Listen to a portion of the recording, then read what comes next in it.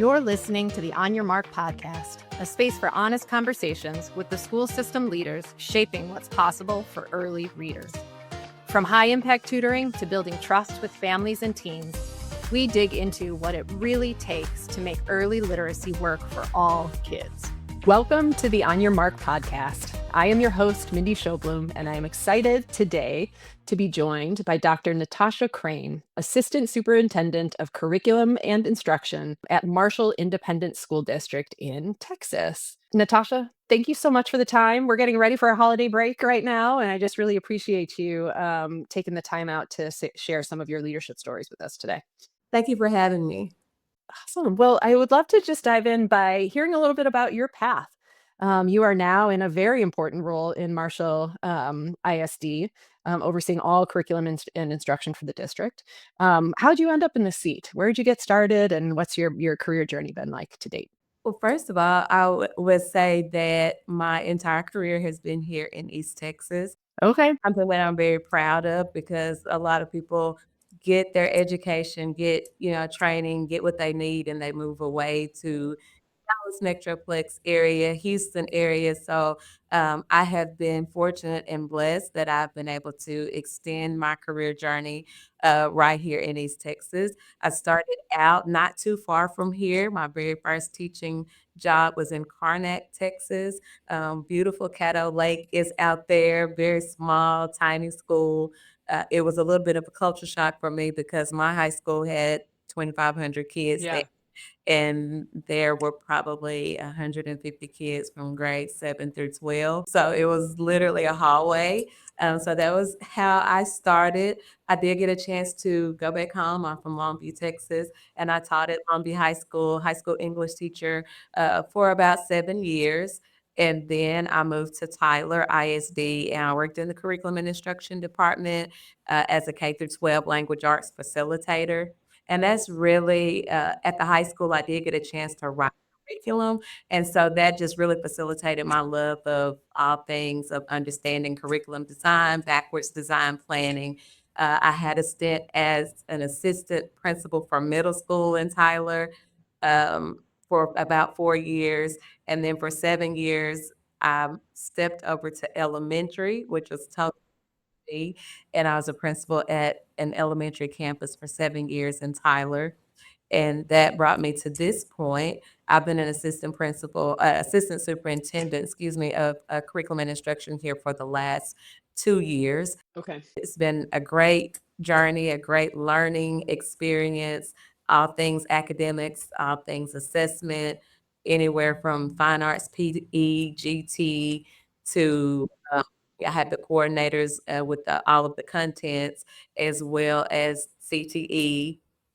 We have an ABIT program district-wide, which stands for Advancement via Individual Determination, and it is really about helping students obtain that college experience.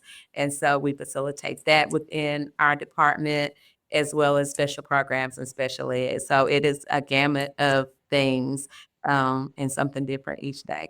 Awesome. It is indeed to see how many schools do you have within your district, and what's the breakdown in grade level? 4 elementary campuses. We have 1 junior high and 1 high school. And then we have a pre-K Head Start campus and have an accelerated high school campus. Awesome. So all of that instruction is under your purview then? Yes. Across all of those different grade levels, subjects, areas. I guess you do get to keep on your toes in that role then too. That's awesome. And it was interesting just to hear you talk a little bit about the switch from being high school focused then on over to elementary school. I'm a former middle school teacher, former high school principal. Now I work in early literacy. Tell me a little bit about that jump for you. What was that like? What was the draw? What did you learn? Similarities, differences? Well, I always just thought that I would be a secondary person. As I said, my first job was in Karnak. It was very small, so I taught 6th grade, 7th grade, 9th grade, 10th grade. Yes. Some kind of way they thought I would be a good distance learning Spanish teacher, so I taught that. And so, having that, although, I was like, oh my God, this is just a big job my first year. It really gave me a lot of experience. And ultimately, it made me more marketable when I stepped into curriculum and instruction because I had all the gamuts of secondary, middle school, and high school experience. So I just really thought that I would spend my entire career, in the secondary world, especially when I became a middle school assistant principal. Yeah. So I just eventually my goal was to be a high school principal, and so that's what I thought I was working towards. And then the opportunity came for an elementary principal in Tyler, and so I was a little bit nervous. One thing that did kind of ease my mind, or one thing that did help as a language arts facilitator, it was a K through 12 position.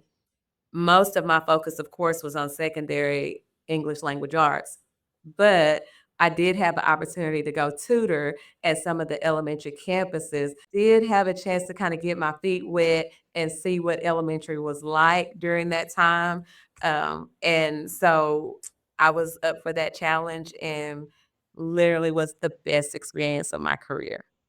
That's incredible. I know every time I was actually just in Dallas, it was a couple weeks ago, right before Thanksgiving, or right after Thanksgiving. Time is kind of moving funny right now.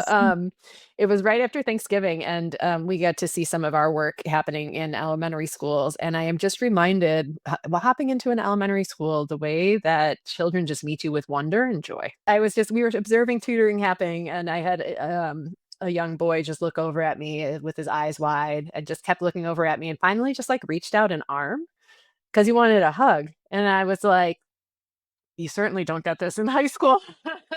Not too much. Not the same. Anyway, it was such a treat. The kind of joy and energy that our youngest learners bring to those spaces every day. So it's cool to hear about folks who have made that transition from our oldest learners down to our little ones. Very cool. Um, As I was reading a little bit more about the work, about results for students in Marshall in particular, I was really encouraged to see that you've had some schools over the past couple of years who have moved their letter scores and also some improvements in some star scores. And those are big, categories. But would love to just hear you reflect a little bit on what sort of things you've been doing, especially at the elementary level, to be able to support that kind of growth for students, and specifically in reading. So we have really put a focus on tier one instruction.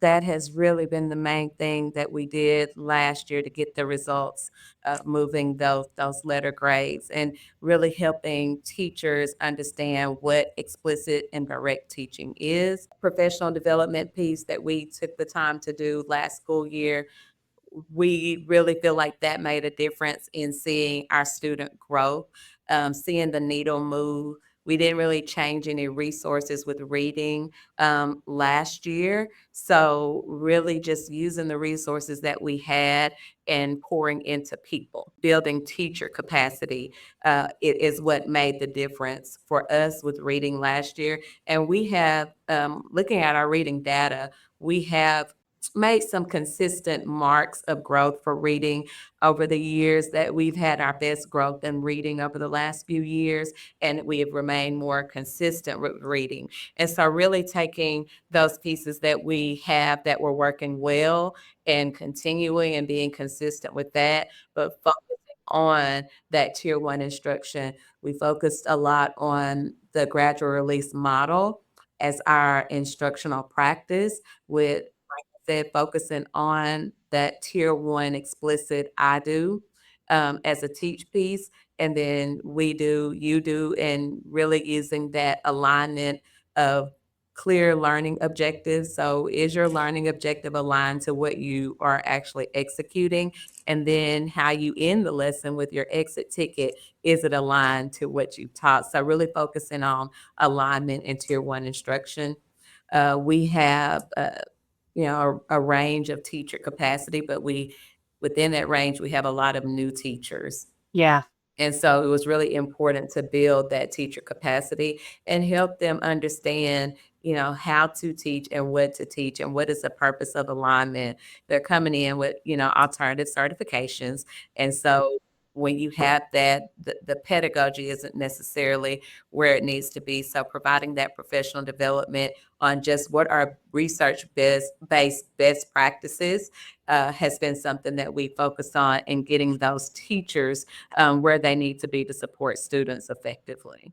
It's approaching teachers just like we approach students, right? Meeting them where they are, better understanding where they are, and then what they need in order to get them to that next place, which is pretty incredible.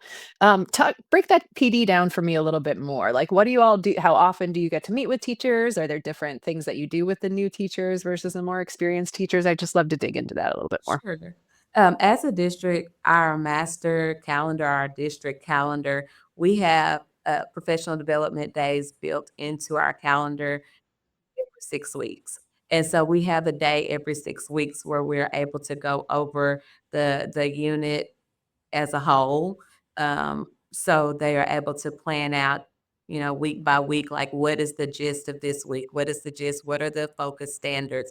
And so that's really been helpful to give the teachers a roadmap of, this is where I should land by the end of the 6 weeks. And so let's, that backwards design. We look at the unit assessments. This is what students should know in this unit. So based on that, what are some of the teach pieces that you need to include from week to week? What are those high priority standards based on previous data that shows, we really need to shore up on this? And so our instructional coordinators may give them specific resources to cover that standard, or they may model a lesson or a piece of a lesson for them to make sure that they really do have that solid tier one instruction or that solid for that particular standard or those particular skills within that unit. And so then each week we have professional learning communities. We have PLCs every week on every campus. And so that has really made the difference with at the campus level, those instructional coaches carrying on what we provided as a guide as a district. And so those weekly PLCs are helping teachers from week to week do lesson internalization and really understand the meat of the lesson. They do lesson rehearsal is what we call it. And they're actually Yes. practicing those lessons or pieces of those lessons and receiving immediate feedback before they present to students. And so that allows us to close up some gaps as well as correct some misconceptions that we unintentionally give out. And so really helping us shore up and again, building that teacher capacity. That's awesome. I'm a huge fan of lesson rehearsals. So it's so great to hear that y'all are doing that. I know it's a practice that in my work in developing new career teachers too, when I was on the teacher prep side, it was like the one thing they pointed to most of the time, even though it's uncomfortable, as Right. being the thing that actually makes a huge difference on their teaching practice when it comes down to working with kids. That's incredible. I wonder if we could talk a little bit more on the reading side. I mean, you mentioned how you really focused on tier one instruction this year. So how do things then work for students who are struggling? If we've got really focused on that core instructional model and that you've got teachers really moving that forward positively, what are you doing for those tier two and tier three students? How are you identifying them, and then how are you working to help meet their needs? Well, one of the things that we worked on was really, with focusing on tier one instruction, it allowed us to streamline what are we considering tier two and tier three students. And so, according to research, tier three should only be 3 to 5% of your That's right. population. And so that we did see that we had more students in tier three exceeding that 3 to 5%. And so that's why it was very important to shore up tier one so that we could narrow those gaps. And so we've spent some time doing that and we've gotten better and we've, decreased those tier three students. However, with that, there are some things that we wanted to put in place, programs specifically that we wanted to put in place to support tier two and tier three students. One of the things that we talked about is moving tier two students in the classroom instead of having interventionist support tier two students. And so that was a model that we adjusted. And so now the interventionists directly support tier three students, which is now a very small group of students as Yeah. opposed to, this huge range of students. And so that was a system change that we put in place, is really defining what do we call intervention, and defining who belongs in intervention. And so having that MTSS process streamlined has been something that has been helpful. So process change, then we look at resources. And so one of the resources that we moved to this year was iReady. And so iReady has been beneficial in giving us a clear diagnostic as well. They give diagnostics at the beginning, middle, and end of the year. So it is helping us determine if students are on track for receiving 1 years of growth. Hopefully, students are meeting what they call their stretch goal, and they are growing more than a year, because their research says that if those students meet their stretch goal for 2 years in a row, that they have closed that gap by one grade level. And so they're supposed to be more on grade level, specifically those students that are 2 or more grade levels behind. If they meet their stretch goal 2 years in a row, then we close that gap. And so that's one resource change that we've made, as well as utilizing Tier 2 resources that iReady provides, and Tier 3 resources. Tier 2 resources, teachers in the classroom, teachers are using those resources, pulling small groups. We also have most campuses, or all of our campuses in some form, have an intervention block with daily master schedule. And so that could look like homeroom time, for middle school and high school campuses. They study groups. My middle school campus currently has a great schedule. It's a Tier 3 schedule.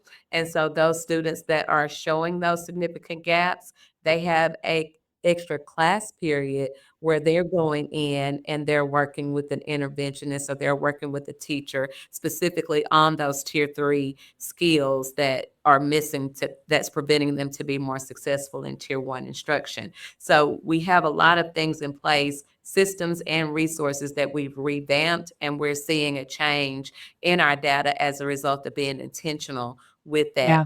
I would say, as far as resource, iReady has been the main resource that we've gravitated to really provide that clear and consistent guide. With iReady, students also have a personalized learning plan. So it is consistently closing those gaps and meeting those students where they are. So that, paired along with teacher small group instruction, and then for Tier 3, that intense instruction with, groups of no more than 10 to 12 students in a classroom, which allows the teachers to touch every single student every day.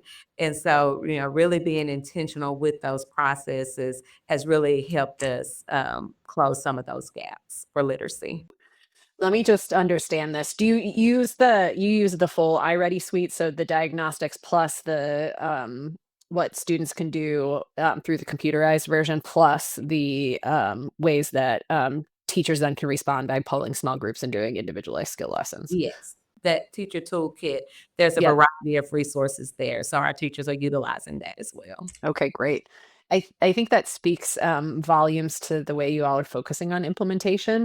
Because I also know schools who use iReady, but like they haven't quite gotten to the part where teachers are actively pulling the small groups and using the intervention materials, or they're just using the self-paced student work as a way to keep kids busy while they're doing some sort of other work. So it just, I think, speaks to the nature of how that coherence is really, really important for student learning. That it makes a lot of sense for teachers too. And that's the thing about programs, you can use a variety of programs, but Yeah. programs, they really don't improve literacy, or if you're using it for math, it is the systems that you're putting in place, and of course the Right. teachers. And so you have to have the right systems and the intentionality for any program to have a measure of success. So that's something that we focused on. Yes, we have this program, but what is the system of how we're use it and ensure that we're seeing success, and how Yeah. monitoring that. So we monitor usage every week to make sure that the program is recommending 30 to 49 minutes a week. And so we're making sure that overall each campus is meeting that data, Yeah. so that we can, really honor that system with fidelity, and know that when we're looking at results at the end of the year, we've used it with fidelity. We don't have pockets of, well, if this, campus would have used it 10 more minutes a week, then we may have seen it. We want to be able to say, yes, we use this system, we were using it with fidelity, we honored that system, and these are the results that we receive. That's awesome. You jumped to my next question, which I was like, how are you making sure that they're doing it? And it sounds like you have, really explicit systems set up to measure those expectations. And professional development along. Yeah. So within that year's calendar, for district professional development, we have our Ready support coming. So at the beginning of the year, they came and they helped our teachers to segregate that data. When we finish middle of the year, they'll be back in February to help our teachers to segregate that data so Oh, that we great. make sure that we're meeting that end of the year goal. That's awesome. I'd love to talk a little bit about multilingual learners and emergent bilingual students. Have you been seeing an increase in this population in your school as well over the last couple of years? Absolutely. I mean, it's such an amazing group of children to be able to work with, and they're unique. Their needs are super unique, right? So, how have you been approaching supporting your teachers to meet the needs of those emergent bilingual students? Well, one of the things that we did delve into again is another resource with iReady. We're using magnetic reading with our second graders, and the bilingual version is Maseko. And so we really delved into that. And so once we started using it with second grade bilingual teachers, the other bilingual teachers in They K wanted. caught on, and so we did started using it with our K through 2 is using Maseko, reading, which is the Spanish version of magnetic reading, and so that's we transitioned to, and we're seeing some results with that, really building that foundational literacy for those students. And then the opportunities that we have to practice with them for telepass and really, building that background, making sure that they are having opportunities for listening and speaking. And so we have some resources that we've purchased to help students with that. We have a resource at the secondary level because we have some emerging bilingual students there. Bilingual programs are K through 5. And then once you get in secondary, it is, ESL, English as a second language, and the support for that. And so we have a program where it interprets for them. And so that has been helpful as well. But we're still, I'll say as a district, we're still delving into things that are going to be a better support for our bilingual students. Because it is kind of new and emerging for this district. It has not typically been, something that was a huge focus because the population, but over the last 3 to 5 years, that population has changed. So with that being said, the needs of those students have changed. And Yeah. so specifically, we've had bilingual teachers in elementary, and really focusing on early exit strategy for bilingual so that those students can be ready to enter middle school and really just rely on some of those designated supports to help them, rather than, if you have a fifth grade student still taking tests in Spanish, that really doesn't help them be successful moving forward as they enter secondary. And so really revamping that system to have an early exit, if they qualify.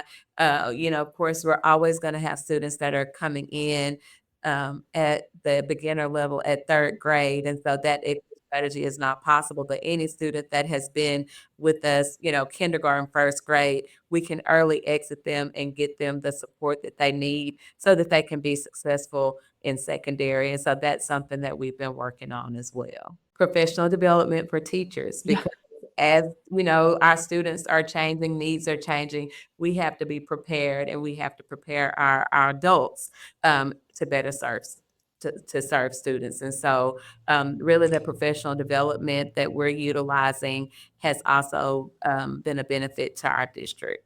It's clear that that professional development is a really high value activity from your seat.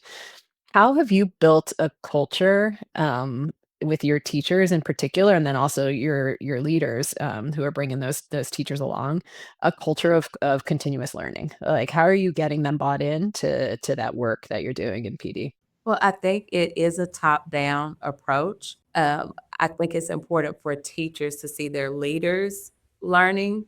And so, one of the things is having our campus leaders be a participant in the professional development with the teachers. uh, I'm a participant in professional development with the teachers. So, what I'm asking them to do, I want to be able to speak through it. All of us need to be able to provide feedback and coach on those things that we're asking teachers to do in the classroom. And so I may have been to the training.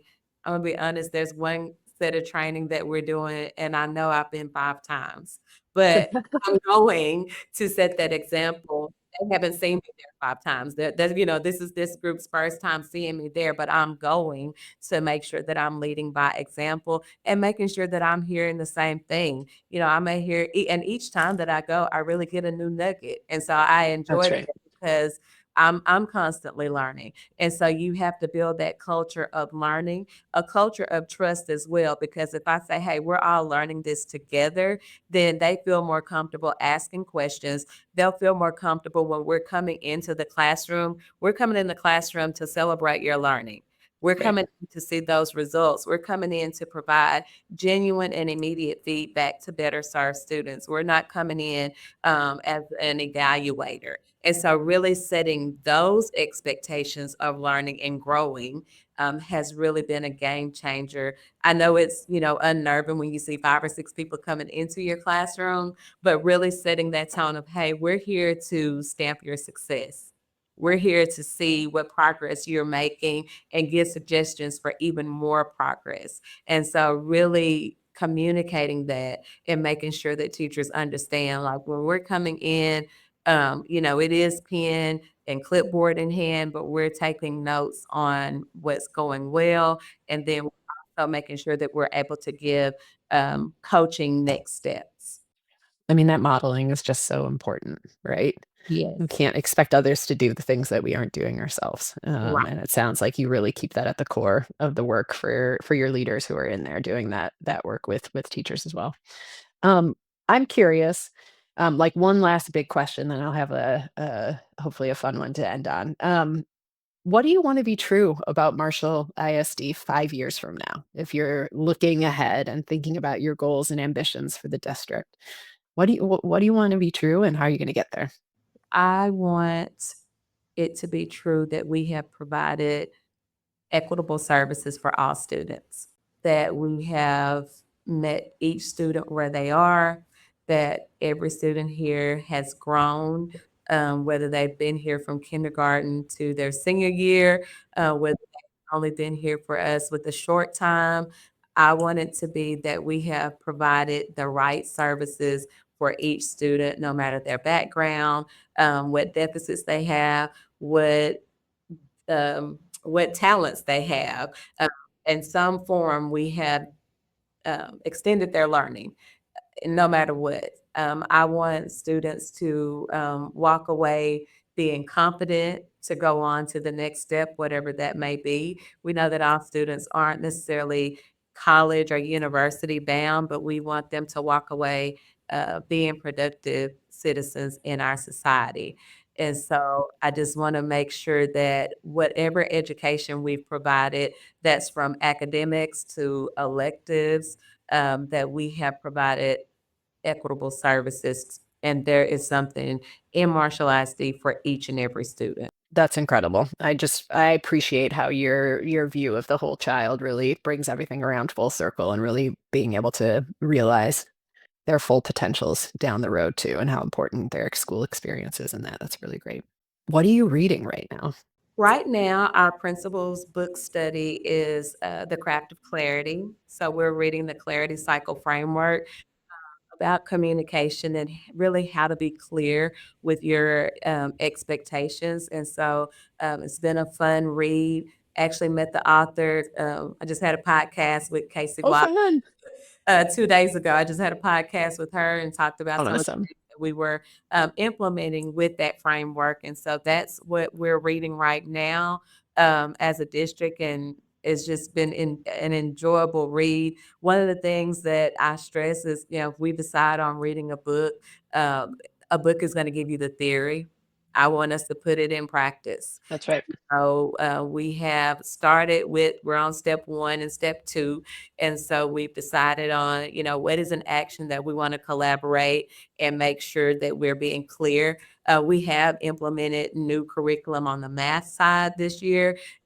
So, really thinking about those expectations for implementation. How are we being clear in our expectations for the implementation of it? And then how are we being clear to our parents and our community members as to our goals for implementing this curriculum?